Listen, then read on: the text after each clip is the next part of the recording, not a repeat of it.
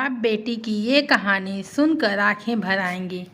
यह कहानी एक गरीब पिता और उसकी बेटी की। एक बार वह गरीब व्यक्ति अपनी बेटी को स्कूल से शहर ले जाने के महंगे होटल में पहुंचा।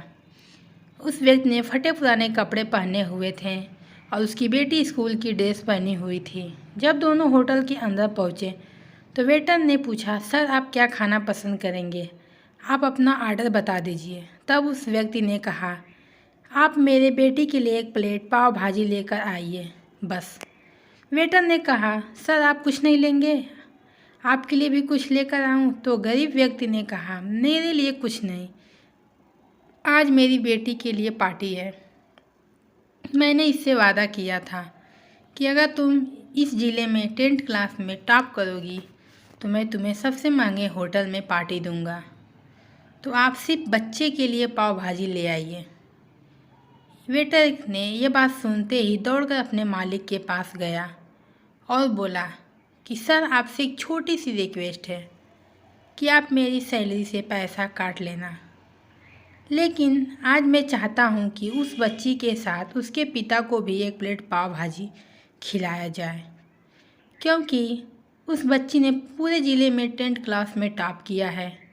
वह गरीब पिता है, ज़्यादा पैसे नहीं होंगे, इसलिए कह रहा है सिर्फ बच्ची के लिए ले आओ। होटल के मालिक ने जब यह बात सुनी तो मुस्कुराते हुए बोला, तुम उसके पिता के लिए भी पाव भाजी लेकर जाओ, उसके लिए भी लेकर जाओ, पैसे मत लेना। 4-5 पाव भाजी पैक करवा के ले जाओ और 2-3 किलो मिठाई भी लेकर जाओ और उनसे कहना ये पार्टी होटल की तरफ से है, आप ये मिठाई ले जाइए और जश्न मनाइए।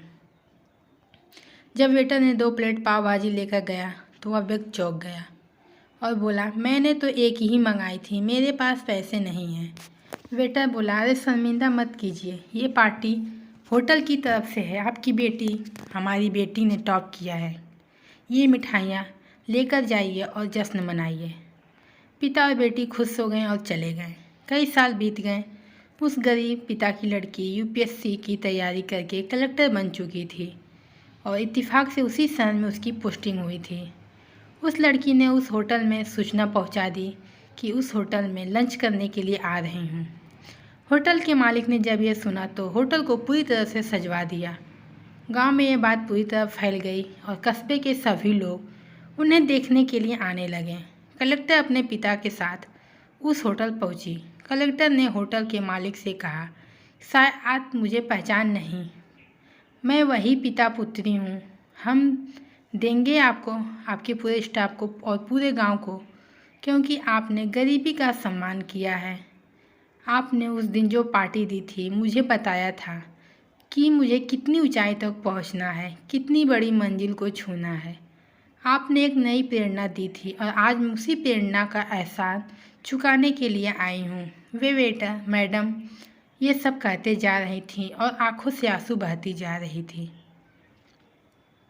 ये कहानी हमें सिखाती है कि कभी भी किसी गरीब का मजाक मत उड़ाना। हो सके तो उसकी उम्मीद करना और अगर मदद करना ना कर सके तो उसका मजाक मत उड़ाना, क्योंकि वह सब देख रहा है। बनना है तो उसकी नज़र में अच्छा बनिए।